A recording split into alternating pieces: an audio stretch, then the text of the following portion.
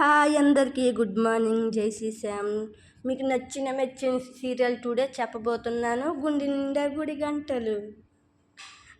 అందరు చెప్పే ముందు అందరూ లైక్ చేయండి, సబ్స్క్రైబర్ చేయండి. ప్లీజ్ ప్లీజ్ ప్లీజ్ సబ్స్క్రైబర్ చేసినంత మాత్రాన మీ డబ్బులు అయిపోవు. Please please please me support ఉంటే నేను ఇంకా మంచి స్థాయికి వెళ్తాను.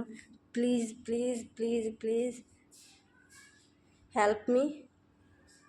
ఓకే, ఇక మనం సీరియస్ స్టార్ట్ చేయబోతున్నాం. నీతు ఇలా అంటుంది, ప్రతి ఇంట్లో ఇలాంటి ఒకరు ఉంటారులే రవి అనుకొని. అప్పుడు అక్కడ రెస్టారెంట్లో పనిచేసిన వ్యక్తి భోజనం కింద చేతి నుంచి కిందన పడిపోతుంది. ఏంటిది, జాగ్రత్త తీసుకోవడం తెలీదా నీకు అని అంటే, క్షమించండి మేడం, ఆ కస్టమర్ త్వరగా తీసుకొని రమ్మన్నాడు, కంగారులో పడిపోయి కింద పడేసాను మేడం అంటే నీతు. ఇదే కస్టమర్ మీద అయితే పడితే రెస్టారెంట్ పేరు మొత్తం పోతుంది. రవి ఇలా అంటాడు, మన రెస్టారెంట్కి ఇప్పటికే మంచి పేరు వచ్చింది, ఒక ప్లేటు అది పోదులే. నీతు, సరే సరే పిలాస్పి గారు, తమరు బయలుదేరండి అంటే రవి, ఇంకో ఆర్డర్ ఉంది, అది కంప్లీట్ చేశాక వెళ్తాను. నీతి, నీ ఇష్టం. నీతు కిచెన్ రూమ్లోనే ఆయిల్ కింద పడిపోయి ఉంటే దాని మీద అడిగేసి కిందన పడిపోతుంది. రవి కాలుకి మద్దన చేసి ఎత్తుకొని తీసుకొని వస్తుంటే శృతి చూసి అది కోపం అయిపోయి అనుమానంతోనే అక్కడి నుంచి వెళ్ళిపోతుంది. తర్వాత అక్కడ కట్ చేస్తే మీనా మీద నుంచి మెట్ల మీద నుంచి దిగుతూ బాలు ఇలా సాంగ్ వేసుకుంటాడు. చూసి చూడంగానే నచ్చేసావే, అడిగి అడగకుండే వచ్చేసావే అనే సాంగ్ ఏమో వేసుకుంటాడు. అలా చూస్తూనే ఉంటాడు మీనా వైపు. ఇంత చీరతో నీట్గా కింద దిగుతుంది. ఏంటి అలా చూస్తున్నారు అనేసి బాలుకి అంటది. బాలు ఏమో, నిన్ను చూస్తూ ఉంటే నాకు ఒక డౌట్ వస్తుంది మీనా అంటే, మీనా అంటది అప్పుడు, ఏంటి? బాలు, రోజు రోజుకి నీ వయసు తగ్గిపోతుంది, ఇంకొన్ని సంవత్సరాలు పోతే నిన్ను పాప అని పిలవలసి వస్తుందేమో. మీనా, పోండి మీరు, మరిన్ను తయారై వస్తే చాలు ఆట పట్టించడం మొదలు పెడతారు. బాలు, ఆట కాదు, నిజంగా చెప్తున్నాను. ఇప్పుడు బయట ఎవరైతే చూస్తారో ఈమె మీ కూతురు అని కూడా అనొచ్చు అంటే మీనా, అబ్బో ఎంత పొగడతలంటే, ఏదో పని ఉంది నాతో మీకు అంటే బాలు, ఏం పని అంటే మీనా అంటూ చేయితో చూపిస్తుంది క్వార్టర్ అనేసి.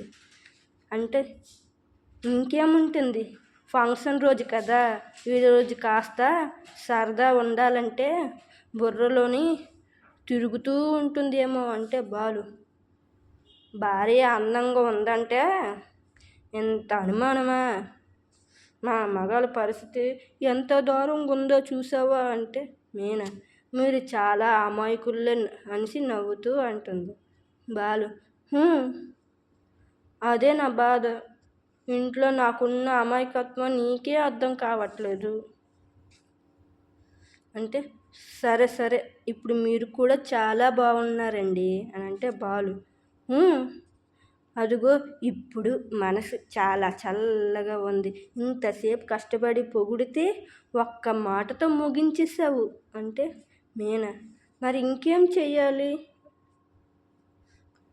డబ్బాలు కొట్టాలా అంటే బాలు, అది కూడా తప్పు కాదు అంటే, ఏంటి అలా వంగి వంగి చూస్తున్నావు మీనా అంటే, చీర మడతలు సరిగ్గా ఉన్నాయో లేవో చూస్తున్నానంటే బాలు, అది కూడా నువ్వే చూసుకుంటావా, ఉండు అని అంటే, నేను చూస్తాను అంటే మీనా, అబ్బా లేవండి, ఎవరైనా చూస్తారు బాగోదు అంటే బాలు, చూస్తే చూడని, భార్య చీర సరిచేయడం నేరం కాదు. మీనా, అయ్యో మీరు కూడా మరి చిన్నపిల్లలా చేస్తున్నారంటే బాలు, నువ్వు చిన్నపిల్లలా కనిపిస్తూ ఉంటే నేనేమి చెయ్యాలి? నేను కూడా చిన్నపిల్లని అయిపోవాలి అంటే రవి శృతి కోసం ఫోన్ చేసి ఫోన్ తీయకపోవడం వల్ల కంగారు పడుతూ అటు ఇటు తిరుగుతూ రూమ్లోనే కంగారు అవుతూ ఉంటాడు. అక్కడ కట్ చేస్తే మళ్ళీ మీనా వైపు చూపిస్తారు. మీనా, లేవండి మామయ్య గారు వస్తున్నారు అంటే సత్యం, మీరు బయలుదేరలేదురా మీరు అని అంటే బాలు, నేను రెడీ నాన్న, పూలగంపే చీరతో కుస్తీ పడుతుంది. మీనా, మామయ్య గారు చూడండి ఇంట్లో నన్ను ఎప్పుడు ఆట పట్టిస్తూనే ఉంటారు అంటే సత్యం, వాడి పనే అదమ్మా, నువ్వు పట్టించుకోకు. బాలు, నువ్వు అక్కడవే వచ్చావు, అమరావతి ఎక్కడ నానా అంటే సత్యం, రెడీ అవుతుందిరా. మీనా, రోని అత్తయ్యకి మేకప్ వేస్తున్నారు అంటే బాలు, ఇంట్లోన చిన్న కార్యక్రమం అంటే చాలు పార్లర్ అమ్మకి పండగే, పొడులు రంగులు బ్రష్లు అన్నీ బయటికి వస్తాయి.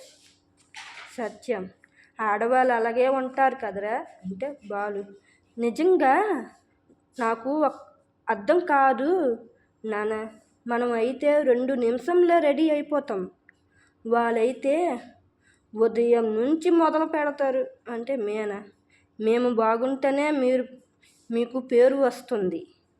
బాలు, నాన్న అయితే అమ్మకి ఇంకో 2 కోటింగ్లు పెంచమంటే ఎక్కువ ఏమీ అయిపోదు కదా, ఊర్లో మీకు మంచి పేరు వస్తుంది నాన్న అంటే సత్యం, ఈ మాట వింటే ఇంకంట లేట్ చేస్తుందిరా మీ అమ్మ. రోహిణి, అయిపోయింది అత్తయ్య. ప్రభ,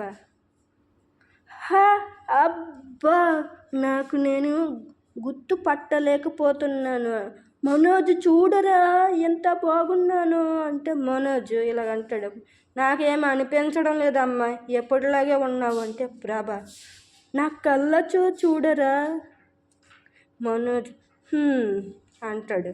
రోని, అత్తయ్య చాలా అందంగా ఉన్నారు ఈరోజు అంటే ప్రభ, అదేంటో నేను రెడీ అయితే చిన్నప్పటి నుంచి అందరు ఇలానే అంటారు, కుళ్ళుకుంటా నీకు కూడా. సత్యం, అయితే ప్రభ అనేసి ఇలా పిలుస్తాను. ప్రభ సత్యం అనుకొని అంటది, ఇంకెంతసేపు అని అంటేమో అయిపోయింది వచ్చేస్తున్నామండి అని అంటేమో అప్పుడు రోహిణికి మనోజ్కి పదండి అనుకొని పిలుస్తుంది. మీనా, అదిగో అత్తయ్య వచ్చేసారు అంటే బాలు, అబ్బబ్బబ్బబ్బబ్బా నానా జాగ్రత్త, అమ్మను చూసి ఎవరైనా సినిమా వాళ్ళు తీసుకొని వెళ్ళిపోతారేమో అంటే సత్యం అనుకొని నవ్వుతాడు. ప్రభ, నోరు మూసుకోరా. బాలు, ఇంత అందంగా ఉన్నా కోపం మాత్రం తగ్గలేదు. సత్యం, ఇక బయలుదేరదామా అందరం అంటే బాలు అంటారు, అందరం వచ్చేసాం కానీ ఈరోజు ముఖ్యమైన వాళ్ళు కనిపించట్లేదు. డప్పుడమ్మ రవి ఎక్కడ?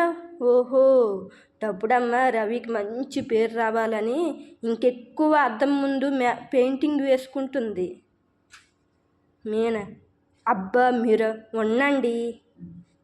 బాలు, ఒరే రవి, డప్పుడమ్మా అంటే ప్రభ, రవి శృతి ఇంకా రెడీ అవ్వలేదా అని అంటే రవి వస్తాడు, నేను రెడీ అమ్మా అనుకొని.